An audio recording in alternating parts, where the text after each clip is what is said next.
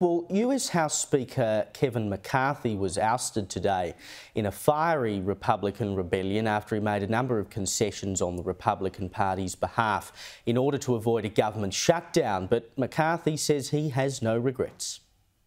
I don't regret my efforts to build coalitions and find solutions. I was raised to solve problems, not create them. So I may have lost a vote today, but as I walk out of this chamber, I feel fortunate to have served the American people. I leave the speakership with a sense of pride, accomplishment, and yes, optimism.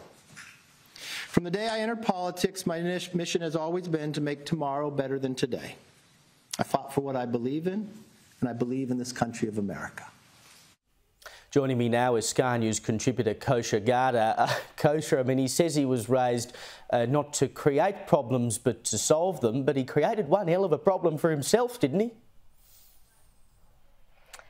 Yes, he did, and I would say, in fairness to the Speaker, he's probably a victim of the times that in which he lives, which is that there is this long-brewing civil war in the Republican Party, also in the Democrat Party, it should be said, for different reasons. And you're just going to see that civil war widen, the gulf between the two factions, the populist wing and the more establishment wing of which he comes from. And you're going to see more and more tactics out there like this one. This one is historic. It's the first time that's happened in the history of the Republic. And it really is sending a big signal about just what lies ahead for the Republican Party as they kind of figure out really this identity crisis. Well, should the right of the Republican Party take this as a win, as an indication that they have power? Yes, potentially. I think what this is going to do is set up the question of what happens next. And there isn't a clear, obvious heir apparent to the Speaker. There's all sorts of things kind of floating around in terms of what might happen speculatively. One is that he runs again and reclaims his position. He has publicly stated today in a press conference he won't, McCarthy, but he very well might do that. There are other names. Tom Emmer, for instance, who's very much from the establishment wing, is a name that's been floating around. And then another third point that's really interesting, I don't think it'll happen, Caleb, but theoretically, the Speaker of the House can actually be somebody who's not a current member of that body. It's a constitutional position. It could be a former Speaker. It could be somebody external. It could be one of the presidential candidates. Theoretically, it could be Donald Trump, and imagine how that would go down. So stay tuned, and I think you'll see more theatrics. Oh, I almost want it just for the headlines. You know, imagine Donald Trump as Speaker. It would just be a thing of beauty, wouldn't it? And speaking of Donald Trump, he's been issued with a gag order now after he lashed out at the clerk that's dealing with this fraud case in New York. And you've now had Trump's former accountant testify as the government's first witness, claiming that financial statements he prepared for the Trump organisation were largely based on self-reported figures. You know, just at this point, we talked about this last week, every time there's one of these indictments, whatever, it does not land a blow on Donald Trump. But in this case, we're not talking about the people he has supposedly defrauded coming after him. They haven't raised any particular issue. He paid all his debts, he paid his interest. This is essentially the state going after him for what reason? Yes, I mean, that's kind of what many people are scratching their heads at the absurdity of this from a legal case standpoint, whatever you think of Trump, where basically what the state's claim here is that many years ago when he was applying for bank loans, he inflated the property values of his many properties, but nobody was harmed. The banks received all of those loans paid back along with interest. They are not plaintiffs in this, as you pointed out. They're not complaining. They're saying they're good. They're not at all involved in this case. But the state is saying that some harm occurred or there's a legal violation that occurred because you inflated your property values. And the problem is that while it does bounce off him, Caleb, politically, like every time this happens, he just seems to gain 5 more points in the polls politically. Legally, this is hurting him because the business, basically the entire Trump organization is going to go into receivership, which means somebody other than him and his sons is going to be managing it and making business decisions.